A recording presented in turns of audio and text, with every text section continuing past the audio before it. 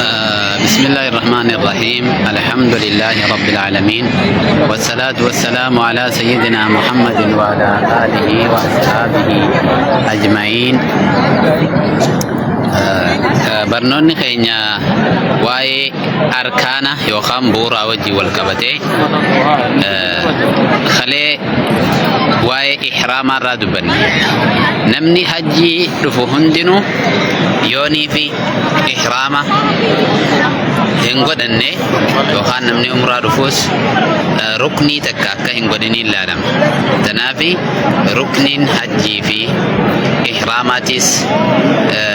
عمراتيس إحرامتهن أكما تهتي جراجودا وجين نمني إحرامه ودترتي وان تكتكا وان دركمته توجرا وإرّا وفيقجون مالي واني نما حجيرتي إرّا وفيقجون دركمته نما حجيرا مالي سن واي محرمات الإحرام جانين أي نمني إحرامة قدتي مالتو تيرتي حرامتا نما إحرامة قدتي رتي إحرامة قدتون حجي فاته عمرة في اللياته وان مراسة نما إحرامة قدتي رتي حرامتو سنرى حمتكو خندبنو تهاجة چودا رانتن مالي سنو خندرا ستر الرأس جانين متى شفنجو خان حقوقجو متى شفتجون نما إحرامة قدت الرتي حرامتا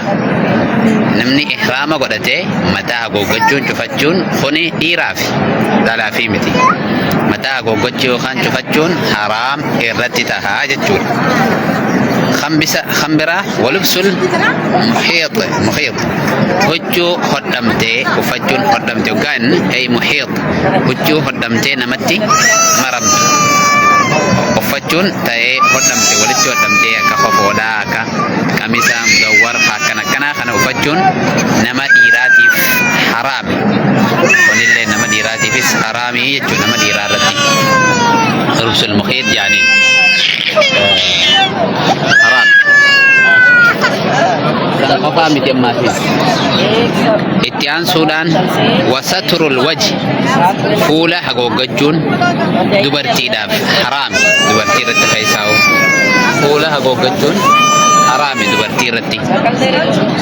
ولبس القفازين للمرأة قفازين يجون وان دبرتين حركت خايتو سنلي حركت خايتون دبرتين اسكزيني في إحرام قدرتي فولا حقوقجو في قفازين جاني وان حركت خايتو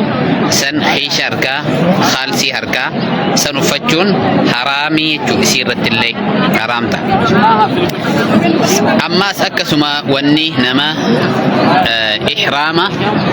ودترتي حرامته وإذالة الشعر والظفر جانين رفينسا في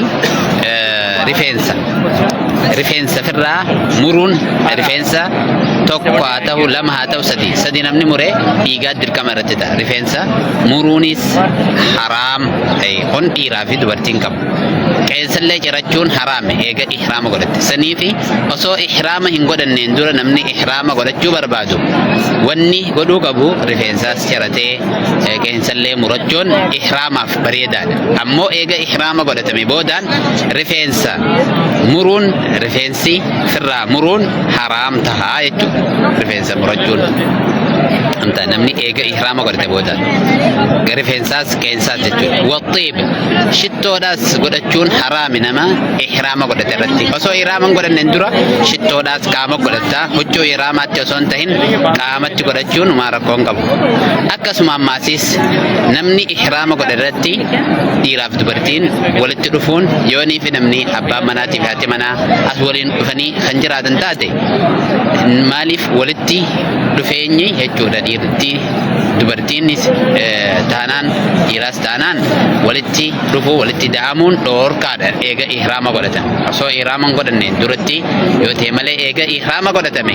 dhoorkaadha ta'a hanqa dalagaa hanqa rifeensaas firraa muruunitti jechuudha halqi saayiidhaas fiigichaas fiiganii eega fiigan booda rifeensaas muratamutti waan kana dalaguun dhoorkaadha taati jechuudha. Ammas san qofaa miti wanni nama ihraama godhate irratti haram ta'u eega kana qofaa miti kan biraatis jira sani yoo wadduhun jaaniin duhun jechuun qibaatii dibachuunis nama ihraama godhate irratti haram ta'a jechuudha qibaatii rifeensa ta'uu areeda ta'uu qibaatii godhachuun eega ihraama godhatanii dhoorkaadha ihraama duratti waan dibatanis dibatanii dibachuudha malee eega ihraamni godhame boodaan qibaatii dibachuunis dhoorkaadha kan areedaa fi kan rifeensaatis akkasuma ammas waa alooluulleen dhoorkaadha nama ihraama godhate irratti haram ta'a san qofaami waa alooluu qofaa miti muka makka keessa jirullee muruun dhoorkaadha nama ihraama godhate irratti wanni kuni ihraama wajji wal qabatee kana fakkaata waan amma dubbanne kana takka akka irra deebi'itti ihraama wajji wal qabatee waan namni ihraama godhate irratti haram ta'uu wajji wal qabatee tan dubartii qofa ilaallattuu jira tan dhiiraa fi dubartiillee waliin ilaallattuutu jira jechuudha tana keessa tan dhiira qofa ilaallattuu jira waan amma dubbanne tana keessa barnoota ihraama wajji wal qabatee tan dubartii ilaallattuu jira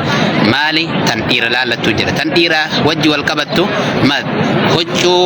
qaamatti nama marsitu ta hodhaadhaa uffachuun haraami dhiira irratti akkasuma kun kan jechuudha dhiiraati mataa ammaasis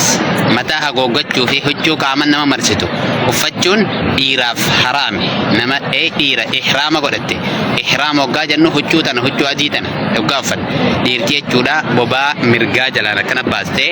kaan gubbatti baase saniifuu nama dhiiraa irratti rifee mataa haguuggachuudhaa fi akkasuma huccuu qaamatti nama marsitu huccuu hodhamtee jirtu tan san uffachuun haram taati jechuudha nama dhiiraa irratti haram haya akkasuma ammaasis yoonii fi gama dubartiitti dabarru fuula haguuggachuu fi kun fuula haguuggachuun dubartii irratti haram ta'a fuula haguuggachuu ammas akkasuma khaalsii harkaa san uffachuu harkaa fi fuulli dubartiidha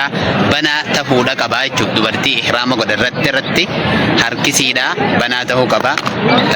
akkasuma ammas fuulli siidha banaa ta'uudha qaba kun dhalaa irratti haram ta'u kaan ammoo wanni dubbanne sun hundinuu wanni haram jennee kan dubbanne tahafte hundinuu taama dubbanne tana malee dhiiraa fi dubartiidhaafis wal qixa tahaa jechuudha isaan hundaafuu wal qixa haram irratti ta'a jechuudha rifeensa firraa muruu qeensa cirachuu namni ihraama godhate jechuudha tun nama hundaafuu ta'u wal qixaati tanaan barnoonni keenya waa'ee ihraamaati wajji wal qabatee kana fakkaata ihraama namni godhate waan irraa eeggachuu qabu waan nama ihraama godhate dhiiraas taanaan dubartiis taanaan irratti haram ta'u jechuudha ihraama waggaa jennu ha dhiiraa huccuu tana huccuu adii tana dhiirti ha harka bitaa gubbaa akkana godhatte jechuudha harka mirgaa ammoo jalaan baafatteeti kun maal jaaniin harka mirgaa jalaan akkana baafatte sunnaadha kanaafi warra waan dhagee dalagu rabbiin waa godhu tana wanni guddaan asirratti hubachuu qabnu namni hoggaanii fi umraa dhufu yookaan hajjiidhaas dhufu wanni fi eeggachuu qabu arkaana hajjiitii fi umraadhaa sirritti addaan baafachuun barbaachisaadha osoo arkaana addaan hin baafanne umraa yoo gootes hin geggeessine jechuudha hajjiinis guutuu hin taatu. Saniif waan takka hoggaa gaggeessitu akkuma isiin barbaadamtutti yoo taate malee as dhufuu qoftiin umraan taatu. As dhufuu qoftiin hajjii hin taatu. Saniif umraa fi hajjiidhaas gizee gaggeessuu barbaannu arkaana isii beekuun dirqama. Arkaanni umraadhaa akkuma khalee sirraa dubbannetti kan duraa ihraama hojjoo ihraamaa tana. Kan lammadaa xawaafa eega ihraama goone boodaan dhufnee xawaafa kaabaa tanatti godhuudha. Xawaafnummaan sunuu bikka irraa eegalamuu qaba. Bikka amma irraa eegalamu kaabaa tanarraa ruknii isii tana laal ruknii akkanatti qallinni gaddeemu tana isii tanarraa ruknii tanarraa bikka Allahu akbar irra bagata hajarul aswad jiru zahmaadhaaf jechuun hedduu namni waltattee waan ta'eef bikka san dhaquullee hin dandeessu. Fuullee waan sanii jechuudha. Fuullee waan sanii taatee gamni bitaa kee gama kaabaatti ce'anii achirraa xawaafa eegalta. Xawaafa san hoggu torba eega naannoo itti boodaan du'aayii xawaafa keessa godhamtu jira. San fuulduraaf akka itti aanutti irraa dubbannu taha darsii itti aantu keessatti. Eega xawaafa goote boodaan ammaas bikkuma saniin ilal masaajaa. Ilal masaaka jedhu kun gara fiiguudhaa deemte jechuudha. Bayna Safaa wal Marwaa hoggaachi dhayite ishaaraa jira Ingiliffaa fi afaan Arabiitiinis barreeffamtee jirti. Eegas fiigicha san boodaanoo rifeensa firraa haaduu yookaan rifeensa gabaabsachuudha. Eega kana boodaan ati amaana umraadhaa fixxee jirti. Tahajjiidhaa arafaadha qabdi. Yookaan haala kanaan amaala umraadhaa osooniif jechuudha. Arkaana kana hin goone asuma dhufeetuma kaabaa arkaan tuqadhe kaabaa arkaan tuqachuufi kaabaa arkaan tuqachuufi kaabaa arkuu qoftiin umraan taatu hajjiidhaas hin taatu. Saniif waan fuulduraafillee irraa if eeggachuun nu barbaachisu kaabaa arkuu fi kaabaa dhufanii ijaan laaluu fi kaabaa harkaan tuqachuu qoftiin umraa fi hajjii hin taatu. Dalagaa as keessatti dalagamtuu jira. Dalagaa san dalaguutu barbaachisaadha. Har'aan tana barnoonni keenya maalirra dhaabbanne eega ihraama akkaataatti uffatanii sunnaa isaatii wajjis dubbanne nama ihraama uffatatti irratti waan haraam ta'us dubbannee jira. Kana boodaan inshaallah itti aansuudhaan xawaafaa wajji wal qabatee shartii xawaafni fayyaa namaa ta'uun sanirraayis kan dubbannu taha. Har'aaf asumatti dhaabbannaa. Assalaamu alaikum wa rahmatullahi wa barakaatuh.